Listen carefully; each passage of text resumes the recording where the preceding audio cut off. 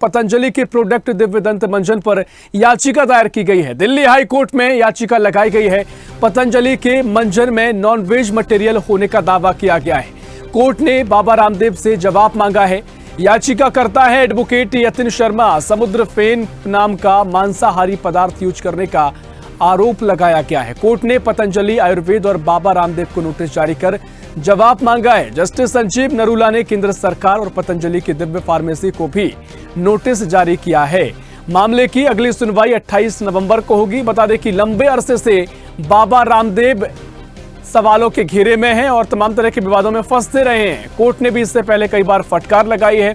उनके विज्ञापन में भी कई भ्रमित जानकारी साझा की गई, जिसके चलते कोर्ट ने उनको फटकार लगाई थी, माफी मांगना पड़ी थी और एक बार फिर अब दिल्ली हाईकोर्ट में याचिका लगाई गई है। और इस याचिका में पतंजलि के मंजन में मांसाहारी मटेरियल होने का दावा किया गया है। कोर्ट ने रामदेव से जवाब मांगा है, कारण पूछा है और साथ ही एक बार फिर विवादों में फंसते नजर आ रहे हैं पतंजलि के बाबा रामदेव।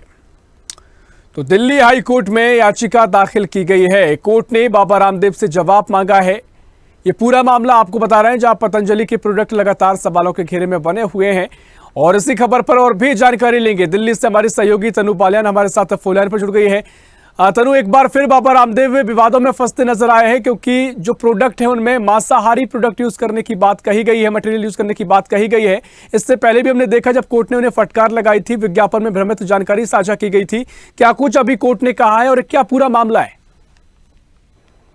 जी बिल्कुल ऋषभ, देखिए लगातार जो है वो सवालों के घेरे में बाबा रामदेव नजर आ रहे हैं। पिछले दिनों भी हमने देखा था कि कोर्ट ने फटकार लगाई थी उनके विज्ञापनों को लेकर भी, जिस तरीके से वो भ्रमित जो है वो विज्ञापन पब्लिश कराए जा रहे थे। और अब दिल्ली हाई कोर्ट में जो प्रोडक्ट है दिव्यदंत मंजन, उसको लेकर एक याचिका दायर की गई है और इसमें प्रोडक्ट में नॉनवेज मटेरियल होने का दावा किया गया है। और ये याचिका जिन्होंने लगाई है वो एडवोकेट यतिन शर्मा है। उन्होंने ये आरोप लगाया है कि जो कंपनी है वो अपने दिव्यदंत मंजन में समुद्र फेन यानी कि जो कटल फिश होती है उसके नाम का जो नॉनवेज पदार्थ है वो यूज कर रही है। और यतिन शर्मा ने तो ये भी बताया है कि ये जो नॉनवेज मटेरियल पदार्थ का जो इस्तेमाल किया जा रहा है, इसके बावजूद उस प्रोडक्ट पर ग्रीन का यानी कि जो वेजिटेरियन लेबल जो होता है और नॉनवेज का जो लेबल होता है, इस पे वेज का लेबल लगाया गया है। तो कोर्ट ने बाबा रामदेव को और पतंजलि आयुर्वेद को नोटिस जारी कर जवाब मांगा है। और जस्टिस संजीव नरूला ने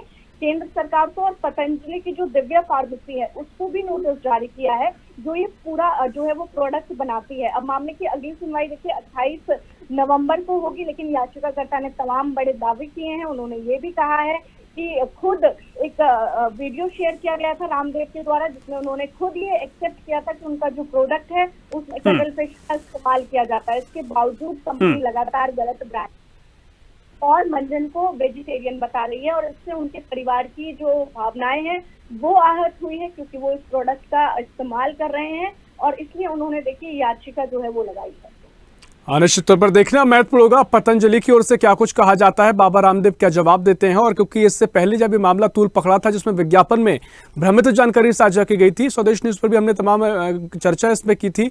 सवाल यही है कि किस तरह का संदेश जाता है, लोगों में भी किस तरह की भ्रम की स्थिति बनती है, क्योंकि शुरुआत से ही पतंजलि पर, उसके प्रोडक्ट पर लोगों का भरोसा बढ़ा है। लेकिन अगर इस तरह के मामले सामने आते हैं तो जांच में क्या कुछ निकलकर सामने आएगा, ये देखना बहुत महत्वपूर्ण होगा। फिलहाल बहुत शुक्रिया तनु, आपका तमाम जानकारी साझा करने के लिए।